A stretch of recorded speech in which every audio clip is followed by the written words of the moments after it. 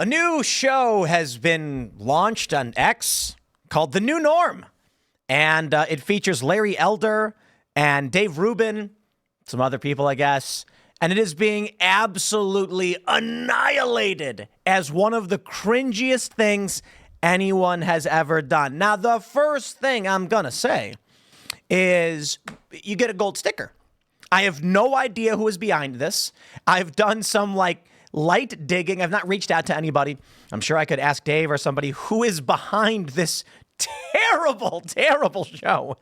The first animated sitcom on X claims to feature Elon Musk. It's just literally a cartoon of Elon Musk throwing the X sign on the board. I feel bad for Elon that they even attempted to bring him into this. It's 3.5 minutes of painfully unfunny. I don't even know what you'd call it. I don't know what you'd call it. It's just so amazing because even Mediaite didn't do basic fact checking. So this tweet goes out yesterday, and I think I have it pulled up right here. The New Norm show, the South Park of X. It is not. Legalized humor. This is not humor. I'm sorry, guys. Check the mini pilot for the first animated sitcom on X featuring Larry Elder, River Report, Awaken with JP, and a special appearance by an animated Elon Musk.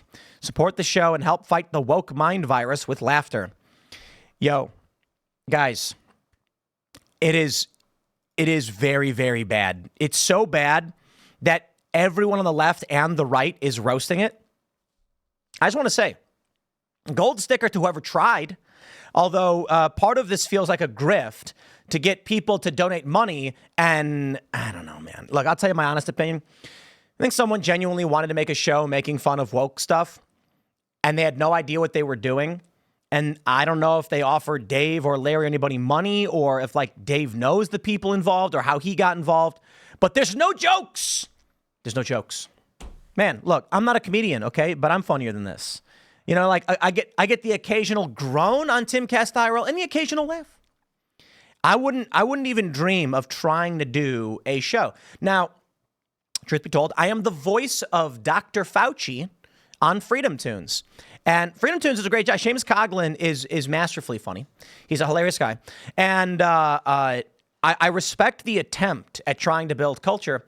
But, there's got to be some limiting factor here. This video's got 7.7 million views. Shout out to G Prime 85, who is also masterfully funny, with his Game of Thrones meme saying, "Give me something for the pain and let me die."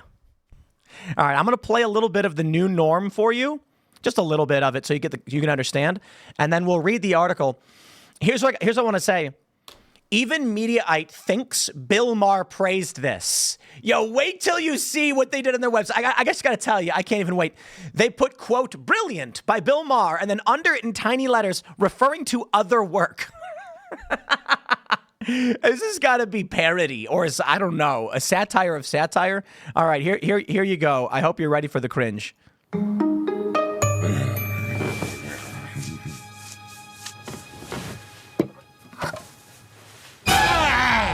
What's that? Progress. It's the new norm. The new norm ain't the same as the old norm. A lot of people pointed out that song was clearly AI. I think so. I don't know for sure. So basically, he grabs a can of beer on the side table next to him as he's sitting on his couch, and it's got a rainbow flag on it. He's like, what is this? And then his daughter says it's progress. And I'm just like, you want to know the definition of bad writing? A guy who buys beer and then doesn't know that there's flags on it. That he picks it from his refrigerator, places it on a side table, and then goes, Making fun of it's funny. Maybe that was the goal. I'm the old norm. I want normal beer. Warning. He's wearing an ankle bracelet. Ugh. It's your fault I got house arrest. You're the one who threatened the school board. I gently suggested Yelled. They stop brainwashing my daughter that girls aren't girls and men aren't men. Sometimes they're neither, or both, or furry and dressed like dogs. Ow! And the dog Janice. pees on him.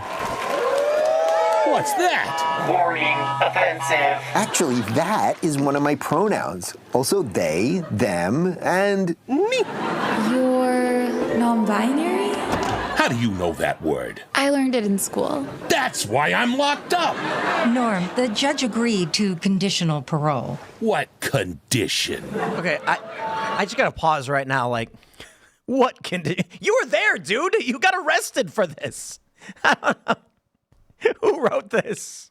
I gotta say, you know, this is a master work of art. A masterwork, right? While everybody is ragging on this show, we're all laughing together, unified, left and right, at how bad it is. And the mockery of it is actually generating lots of laughter. So perhaps that was the intention. Here's more. Where's my room? That's You're staying here? Chaz is part of a new government program. To re-educate homophobic, transphobic, racist. Charlie, finally, someone normal. I don't understand. You're black. Did that just black whisper?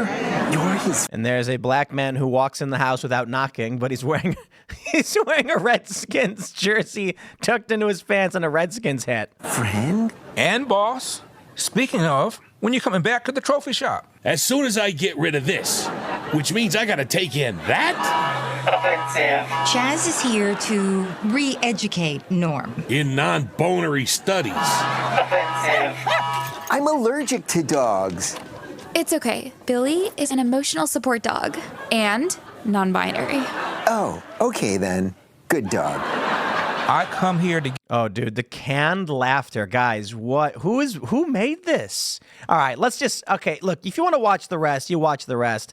Let me jump to the end where there's Elon Musk who walks in. And it's silly because, like, Elon Musk's clearly, not literally involved.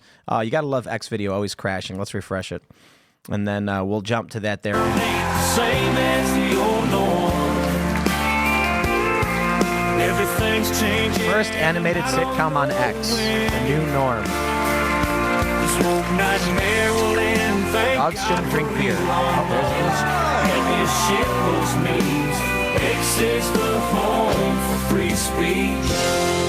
this has got to be a gag. But they got a donation link that you can give them money to make this. I don't know. Look, I'm going to tell you what I think is weird about it. They don't say who's involved. Like, I looked at the website. I looked at, I don't know who made this, or like, I have no idea. And that to me right away is kind of weird, because normally when things like this happen, we know who's behind it. A lot of people have ragged on Mr. Burcham from the Daily Wire, but we know who's behind it. It's Adam Carolla and the Daily Wire. And if you don't like it, you know who's selling you a product. Mediaite says, painfully cringe anti-woke cartoon starring Dave Rubin and featuring Elon Musk deemed one of the worst things ever made. I want to give a shout out. You see, let me tell you. Seamus Coughlin, he was a recurring co-host on this show for like 7 months, and then he abandoned us, and he broke all our hearts, and we don't know where he is. He's just gone. I'm kidding. We talk Seamus all the time. But, he was on the show. And then one day after we wrapped the show, because I do the voice of Dr. Fauci on Freedom Toons, and they're short, so it's a lot easier to do than, say, like a 20-minute sitcom or something. Certainly, that was 3 minutes, and it was not good. But, so we're sitting here, and then I'm like, I said something like, I was there the day the strength of Trump failed. I was doing the Lord of the Rings meme, where Elrond is like, I was there, the day the strength of men failed. Cast it into the fire, destroy it. And Isildur's like, no. And so I made that joke, and then Seamus starts laughing. And then Seamus is like, haha, and then Trump is there. We ended up actually recording that, where I pulled up the Elrond speech from Lord of the Rings. And as Dr. Fauci, I said, I was there the day the strength of Trump failed. We standing at the fires of the Wuhan wet market where COVID was forged, the one place it could be destroyed. Okay, so like the jokes here, I'll explain jokes, all right? Not that you need me to explain jokes to you, but the gag is that that Fauci is making an excuse to Rand Paul as to why COVID happened and how it's not his fault, and it's him as Elrond in Lord of the Rings. Like, it's funny. And then Seamus as Trump, Fauci's like, cast it into the fire, destroy it. And then Trump is like, I was going to, but no, I'm not going to because you told me to. And like, he's just unreasonable. And then the Wuhan wet market is in Mount Doom. And we were just laughing the whole time. Okay. I mean, maybe, I don't know if it's the funniest thing. Let me see how many views it is. I don't know how to even find that. Freedom Toons, Fauci, Trump, Mount Doom. Is that how you can search for it? I don't even know how to find this. Is Fauci, the trial of Donald Trump? It shouldn't be too hard to find.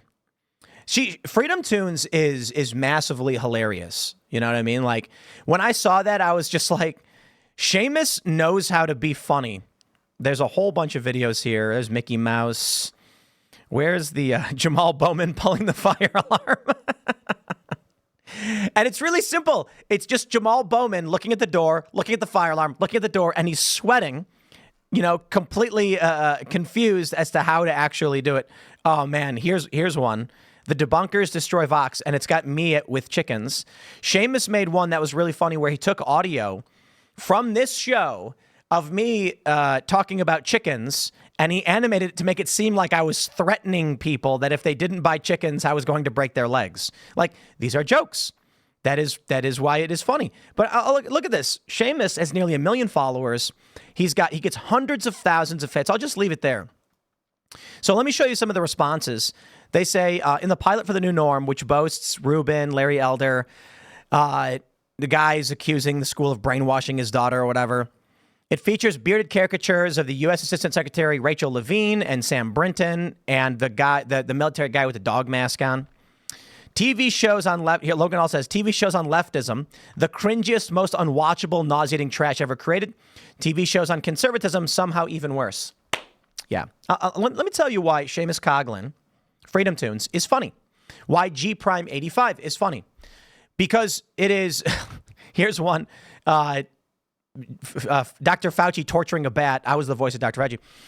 Seamus is making fun of general pop cultural political references. It's not necessarily conservative. It's mocking a thing. So in his latest, there's a tragedy at the gay crosswalk. And it's a guy driving his car and he hits a kid who gets run over by a bunch of cars. And then he's like, you made me scuff up the Pride crosswalk instead of being concerned about the kid getting hit. It's not a conservative talking point. It's a news reference. It's a topical reference. The difference is with the new norm, they're literally just saying things that have happened. You know, he's like, I got to wear an ankle bracelet because I went to your school and threatened people or something. And it's like, right? We know that happened to a guy. What's the joke? This one's actually really funny. Trump gets convicted. In this one, I didn't know what to expect, but a giant golden Trump robot. And the joke is Trump gets sentenced to house arrest. So he moves into a gigantic golden robot version of himself. And then he goes around smashing and destroying things. And the media is like, there's actually nothing legally barring him from living in a giant golden robot. He is in his house. Haha, we get it. So I got to agree. Like, I don't think all conservative perspective shows are cringe. It's just how they're done. Zayed Jalani says these boomer right-wing shows are all cringe because they don't do anything actually subversive. They just tickle their audience. There is good right-wing comedy in the webcomic and podcast space. It tends to be a lot more irreverent and offensive, though. Offensive? Oh, yeah. I'm going to get offensive for you. Lead actor from Pixar Sodas guy says, I don't know what that is. Mr. Burcham was by far the least enjoyable, most grating thing I've ever watched for the show. But this actually seems worse. This makes me ache for the subtlety and complex joke writing in Mr. Burcham. I've never actually seen Mr. Burcham.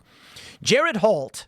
This guy's a nut, by the way, because I know Jared Holt. He says, to even understand what the jokes are supposed to be in here, you have to have conservative boomer internet poisoning, like the computer has actively hurt your mind kind of stuff.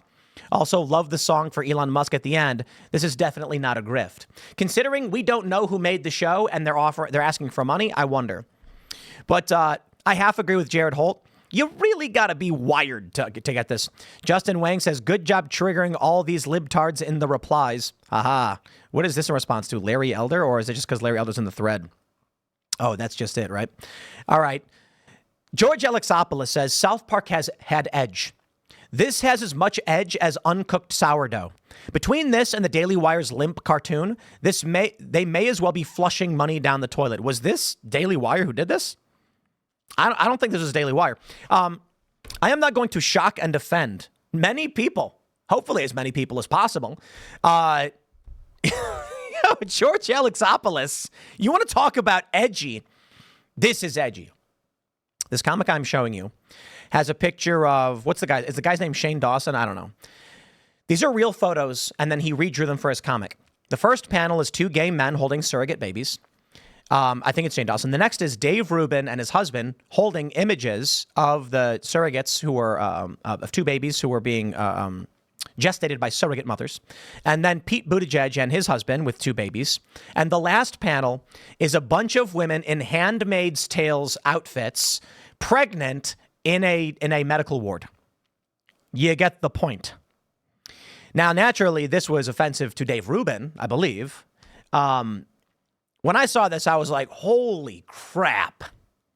G Prime 85, who is very, I don't think he's a conservative, but he's very anti-woke. He's critical of the left. This is what edgy humor looks like. It's offensive, but it's making a point. The left talks about the Handmaid's Tale, where these women are basically forced by the government to be broodmares for the state, as George Carlin said.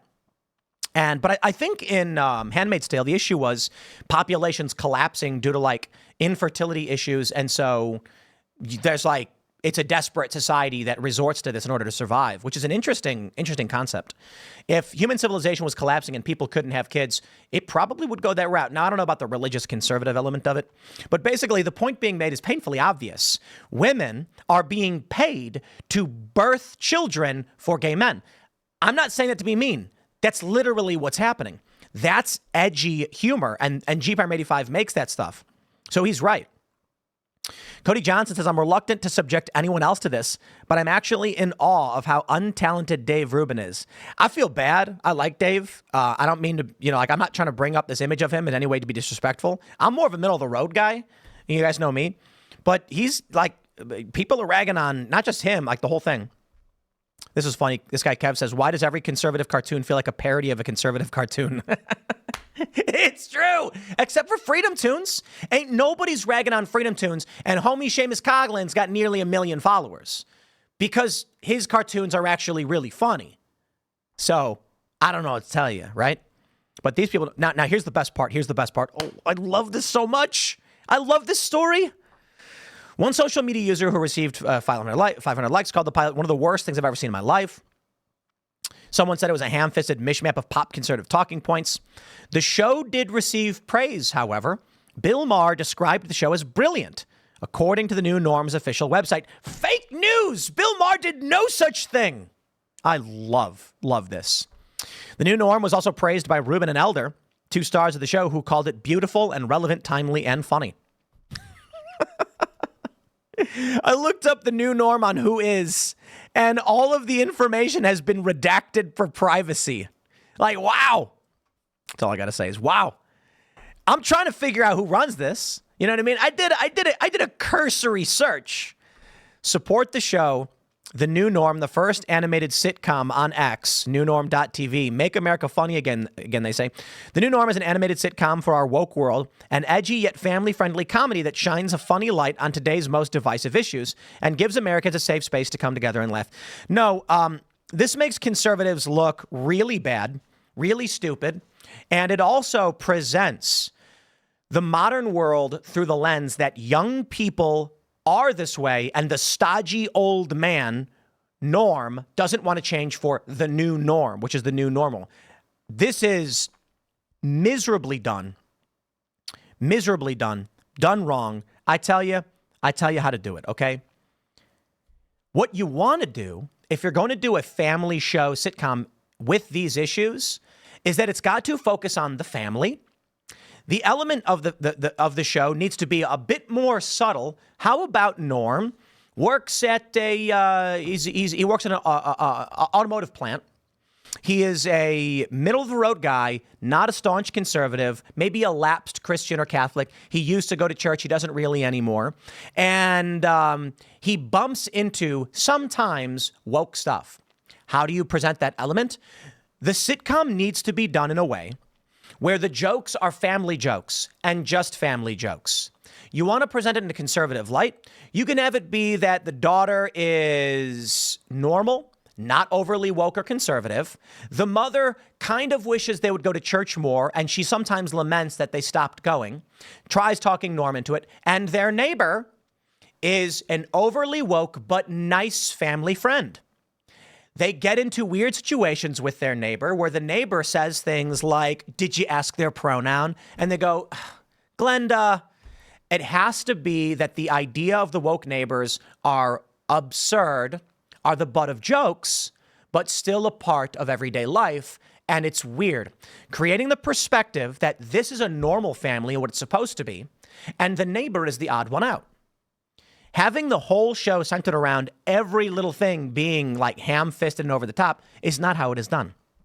Anyway, I digress. This is the greatest thing ever. I'm so excited. I love this so much. Bill Maher, quote, "Brilliant." It's a brilliant, says Bill Maher. Really?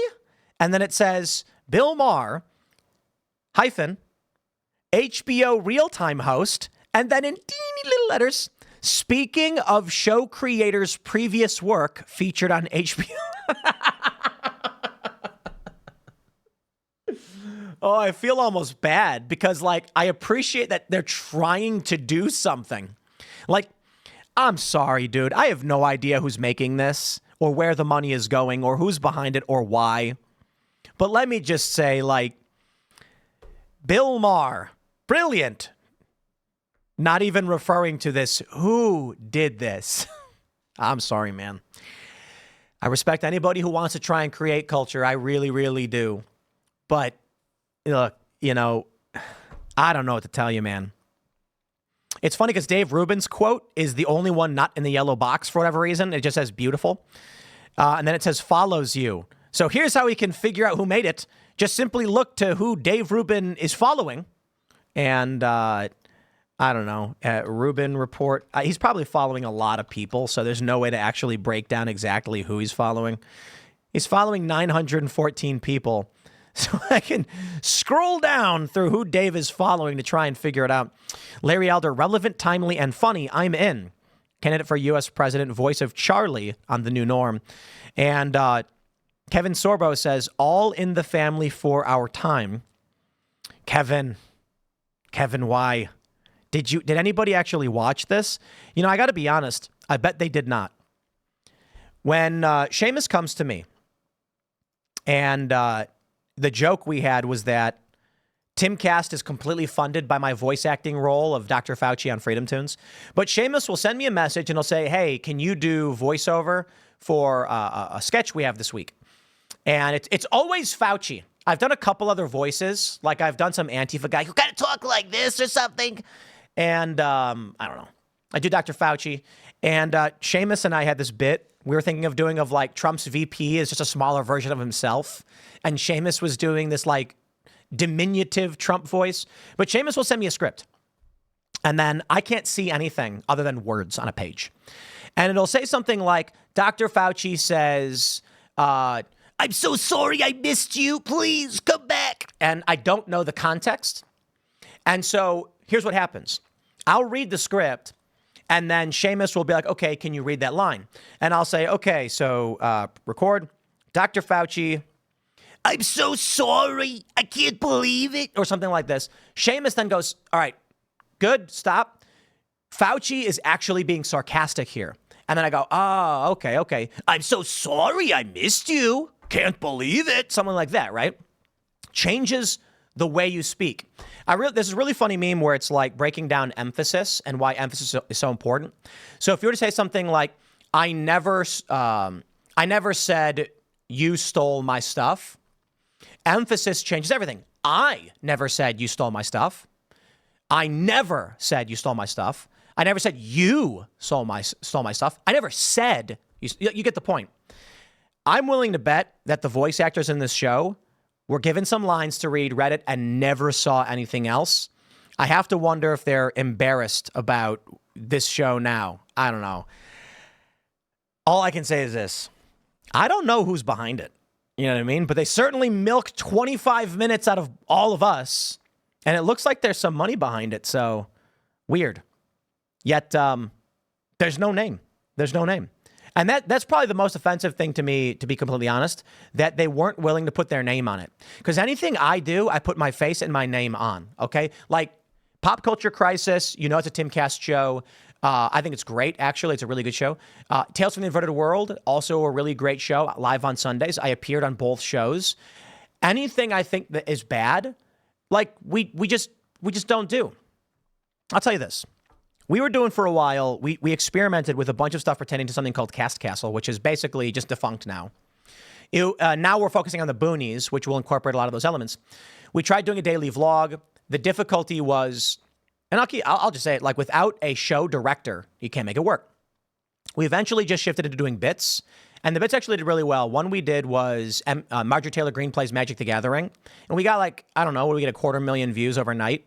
And the joke was literally just we gave Marjorie Taylor Greene lines to say and had her play Magic the Gathering. And as we are players of Magic the Gathering, we made sure she was saying the things correctly. And the joke was she beats Ian, and then Ian gets really angry. And that was it. It was really simple. I'm not saying that the stuff we've done has been masterfully funny. You're allowed to make fun of us too. But I put my name on it. I appear in it. We're a part of what we're trying to do. So I respect the attempt at comedy, but boy, was this one cringe, and yikes. Who knows what's going to happen to it next? I don't know. I guess I'll leave it there. I kind of hate to put this up at 1 p.m. I usually like to do 1 p.m. segments that are like really news-based, but I'm just too excited for this. I guess I'll put it up at 1. Next segment is coming up at 4 p.m. on this channel. Thanks for hanging out, and we'll see you all then.